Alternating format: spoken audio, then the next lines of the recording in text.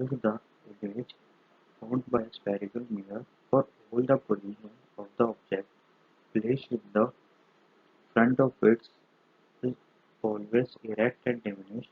What type of mirror is it? And we have to draw a labeled ray diagram to support our answer.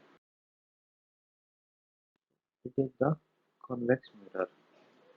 So this is the object, and when the ray is going to the point here, it goes away, and when we go down, it reflects back.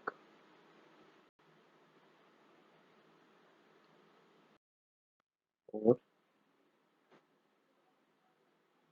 when the object at infinity, the when we give the ray, it goes on the upward side or away side.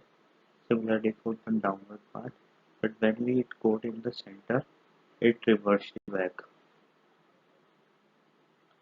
Note, if the arrow is not marked, one half mark will be deducted.